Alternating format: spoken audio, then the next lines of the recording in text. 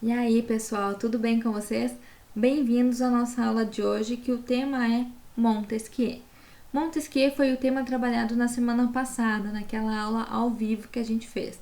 Mas como muitos não conseguiram acessar a aula ou não conseguiram acompanhar o conteúdo, eu resolvi fazer um vídeo breve sobre a teoria do Montesquieu, destacando, os principais pontos, aspectos da teoria que vocês precisam compreender. Tá? Então, aqueles que assistiram a aula na semana passada, eu recomendo que assistam também esse vídeo, né? Reassistam a nossa aula para ver se fechou todo o conteúdo, se fizeram todas as anotações. Se não participaram da aula da semana passada, nem preciso dizer que precisa assistir, esse vídeo até o final e me procurar para tirar alguma dúvida que talvez tenha ficado. Vamos lá então. Teoria do Montesquieu. Montesquieu, ele é um filósofo que tem um pensamento bem diferente do pensamento de Hobbes, que a gente já estudou, o nosso primeiro contratualista. Por quê? Porque Hobbes, como a gente viu, ele é um filósofo que vai defender o Estado absolutista, Aquele Estado, para que ele consiga dar segurança, dar paz para a sociedade, ele precisa ser um Estado absolutista e incondicionado. Tanto que esse Estado de Hobbes é um Estado que está acima do contrato social, acima das leis, porque nada condiciona esse Estado. Ele é um Estado absolutista incondicionado e é só por esse meio, por esse caminho, que ele vai conseguir dar segurança e paz na sociedade. Montesquieu, ele já parte de outro princípio, de outra era. Montesquieu, a gente vai englobar dentro de um dos filósofos do liberalismo, ou seja, ele vai contra essa ideia de Estado absolutista que era defendido por Thomas Hobbes. Então, nesse primeiro momento, a gente tem uma diferença bem gritante, bem clara entre esses dois filósofos. O Hobbes defende o Estado absolutista e o Montesquieu, ele está no meio dessa transição no qual ele vai defender o Estado liberal, a ideia de liberalismo. O primeiro ponto para conseguir compreender a teoria do Montesquieu. Ele vive numa época, num contexto de revoluções liberais, onde essas revoluções lutam contra as monarquias absolutistas. E o que ele percebe é que estão ocorrendo revoluções na Inglaterra, que é a Revolução Inglesa, que colocou fim, à monarquia absolutista vigente na Inglaterra. E ele percebe que esse movimento, essas revoluções vão chegar até a França. Montesquieu é um francês, ele vive na França e ele percebe que aquela revolução liberal lá de origem na Inglaterra, que colocou queda, que deu queda à monarquia absolutista, também vai chegar na França, que é a Revolução Francesa, e também vai pôr fim à monarquia absolutista francesa. Então, o contexto que ele vive é um contexto de queda das monarquias absolutistas, que começou na Inglaterra, muito inspirada em John Locke, e que vem se aproximando, à França, e que vai dar origem à Revolução Francesa, a Revolução Liberal Francesa, que vai contra, mais uma vez, a monarquia absolutista francesa. Diante disso, dessas revoluções, que vão ter como consequência a queda das monarquias absolutistas, Montesquieu vai se fazer uma pergunta: por que isso acontece? Por que esses regimes, esses governos estão caindo? O que movimenta essas revoluções? E aí a grande questão da teoria dele é: o que faz com que um poder se mantenha no poder? O que faz com que um poder seja estável, tenha estabilidade e que não ocorram essas revoluções que põem em jogo esses governos. Então, a principal preocupação de Montesquieu é compreender e analisar esse contexto de queda e de mudança de regime, que aí a gente vai ter o antigo regime e o novo regime que surge, então, em decorrência dessas revoluções liberais. A estabilidade, para Montesquieu, ela se dá por meio da moderação, Moderação é o ponto-chave, é a resposta que Montesquieu nos dá quanto à questão da estabilidade. O que ele quer dizer com moderação? Vejam só, no Estado absolutista, todas as funções e poderes do Estado estão centralizados em uma só pessoa, que é o monarca ou o rei. Então, todas as funções do Estado se concentram, se centralizam em uma pessoa só. Isso, para Montesquieu, pode gerar um abuso de poder, né? E pode, como consequência, também gerar violência e ofender direitos e garantias individuais da sociedade, dos indivíduos. Esse excesso, né, essa centralização de poder em uma só pessoa, é um dos pontos que Montesquieu vai levantar para dizer: é por isso que ocorreram as revoluções. É por isso que a monarquia absolutista não conseguiu ser estável, porque houve concentração, centralização de todo o poder nas mãos de uma pessoa só. E isso originou abuso de poder, violência de direitos e garantias individuais. Então, um dos motivos que levou à queda das monarquias absolutistas foi toda essa centralização de poder, ou seja, falta de moderação. Não houve moderação nesse poder. Por isso que ele vai nos dizer que a estabilidade, né, do governo, ela vem dessa ideia de moderação.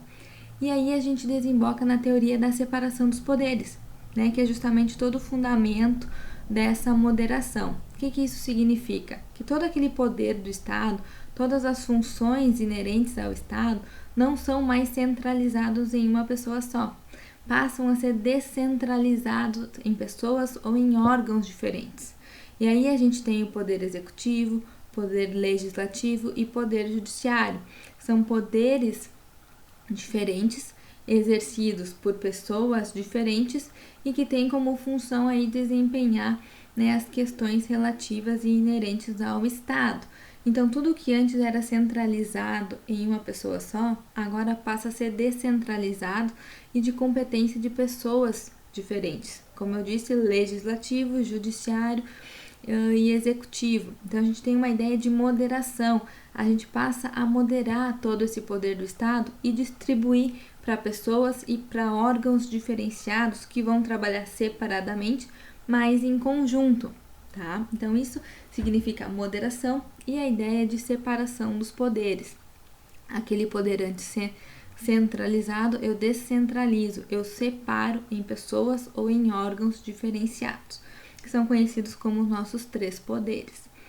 E aí um ponto bem importante dessa teoria é aquela questão do sistema de freios e contrapesos que a gente debatia na semana passada, né? A questão da moderação, da separação dos poderes, vai nos levar ao sistema de freios e contrapesos, que é uma garantia bastante importante hoje num Estado democrático para se proteger os direitos individuais da sociedade. O que é o sistema de freios e contrapesos? Cada poder é independente, né? A gente tem o poder executivo, a gente tem o poder legislativo, a gente tem o poder judiciário, cada qual com a sua função. Legislativo, legislar, judiciário, julgar, executivo, administrar. Então, cada poder é independente e atua dentro da sua função. Mas, ao mesmo tempo que eles são independentes, eles também são harmônicos. Isso quer dizer que eles se conversam entre si, que as funções se entrelaçam para que justamente a gente consiga ter esse sistema de freios e contrapesos, que nada mais é do que um poder limitar o outro poder para que nenhum poder tenha abuso, excesso de poder e acabe violando alguns direitos. Então, o sistema de freio e contrapesos, ele vem nesse sentido.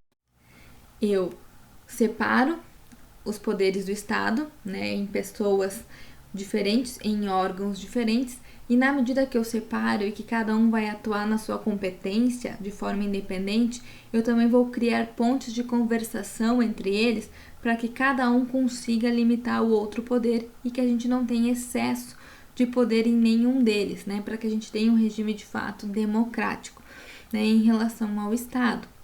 E aí eu falava para você, citava exemplos de como isso funciona, e um dos exemplos é o que a gente vai estudar mais para frente e que se chama controle de constitucionalidade. É competência do poder legislativo legislar. Isso quer dizer criar as leis, certo? Só que é claro que o poder legislativo, dentro desse campo de atuação, de criar, de legislar, ele não pode legislar sobre o que ele bem entenda, como se não houvesse nenhum limite, né? A gente tem a própria Constituição Federal, né, que traz aí vários direitos, garantias, né, da sociedade em relação ao sujeito que devem ser protegidos pelo Estado. Então, o legislativo, quando ele for criar uma lei, ele precisa observar esses direitos trazidos pela Constituição para que ele não crie uma lei que vá de encontro, que seja contrário, né, que ofenda a esses direitos que a Constituição manda proteger, que a Constituição manda resguardar. Mas suponhamos que o poder legislativo, né, exceda essa competência, abuse desse poder que lhe foi conferido e crie uma lei que ofenda algum direito da Constituição Federal. O que isso acontece? O que acontece, né, se isso de fato ocorre? Se o poder legislativo cria uma lei que ofende a Constituição Federal, que ofende um direito da Constituição Federal. A gente tem um poder judiciário.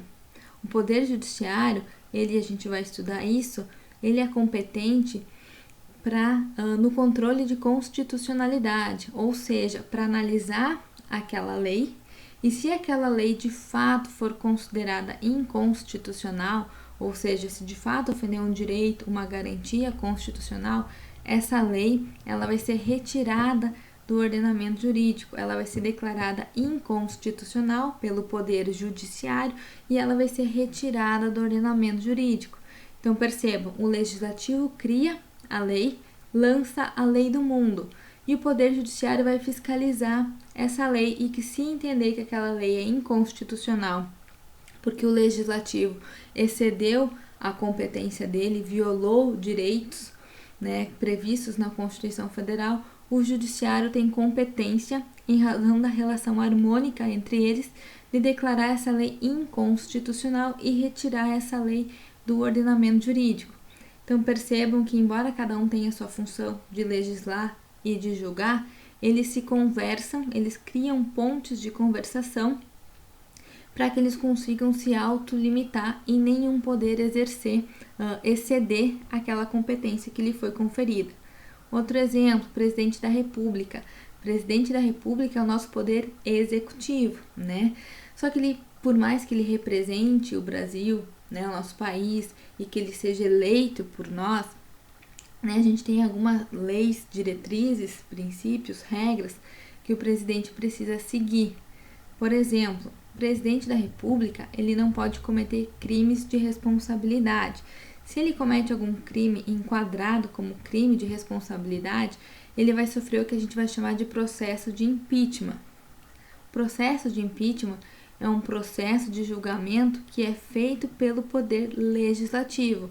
Então, se o presidente da República excede, né, as funções dele, né, ocorre em abuso de poder e comete crime de responsabilidade, vai ser de competência do Poder Legislativo processar e julgar por meio do processo de impeachment o presidente da República. Então percebam mais uma vez que os poderes se entrelaçam, né? Poder executivo sendo fiscalizado pelo poder legislativo, certo? Então, resumidamente, né, isso que eu quero que vocês gravem sobre Montesquieu. Ele trabalha a questão da estabilidade dos poderes, né? Como que um poder se mantém no poder. A resposta que ele dá para isso é por meio da moderação, que se faz pela separação dos poderes. Eu não mais centralizo o poder, mas eu descentralizo, eu separo esse poder em pessoas, em órgãos diferentes, poder executivo, legislativo e judiciário. E quando eu faço essa separação, né, vai acontecer o que a gente chama de sistemas de freio e de contrapesos, que é quando um poder, por meio de suas funções, limita o outro poder, fiscaliza o outro poder, para que a gente não tenha abuso por parte de nenhum e que isso, consequentemente, né, traga mais garantias para a própria sociedade, tá bem? Qualquer dúvida, espero que vocês me procurem, né, que a gente possa conversar, e o nosso próximo vídeo é para trabalhar sobre Rousseau. Um grande beijo para vocês!